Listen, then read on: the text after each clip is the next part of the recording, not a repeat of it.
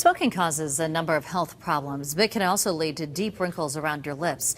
Smokers use certain muscles around their lips that cause them to have wrinkles that non-smokers don't have. Dr. Michael Kim joined us this morning to tell us more about the fillers that you can use to get rid of those lines. Good morning, Dr. Kim. Good morning. Thanks for being here. Thank you.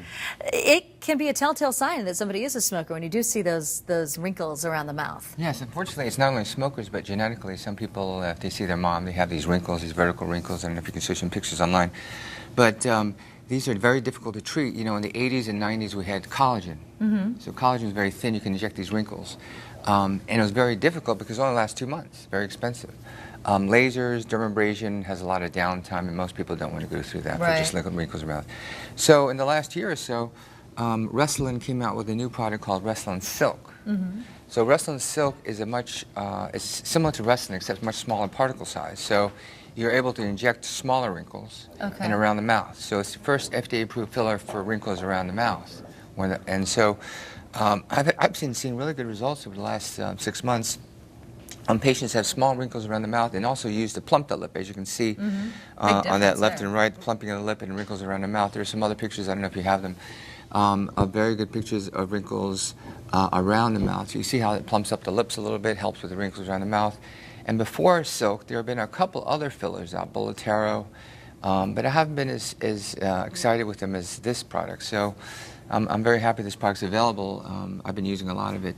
Until then, I've been trying to talk patients out of it and maybe doing lasers, but I think the results of this filler has been very good. Now, how long, if you do get injected with this Restylane Silk, will those results last? Is it something that you have to keep going back and getting? Yeah, it'll last an average of about 6 months. So patients are happy with that. I think rather than going through a lot of downtime with dermabrasion and a month of healing, you can go in and get injected and maybe a little swelling for a couple of days, possibly a bruise, but very little downtime. So I think it's a very reasonable way to take care of wrinkles, particularly if you're younger. Even the patients in their 30s and 40s get these wrinkles. Sure.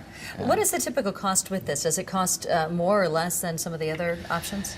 For the surgeons, it does cost a little bit more. We generally charge about the same, somewhere between $500 and $700 a treatment. So it's very reasonable, and I think it's very similar to the other fillers we have.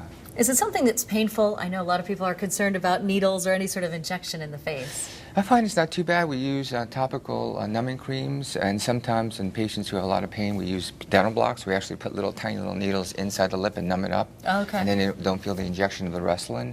I find that very helpful, but that does cause a little bit more swelling. So in general, it's very well tolerated compared. It does have some lidocaine in it, so after you inject it, it gets a little bit numb, so it's very helpful. All right, Dr. Kim, thank you so much. We appreciate it. We're going to get right back to check your weather and traffic and a look at this morning's top stories. You're watching Week News This Morning on WXTW.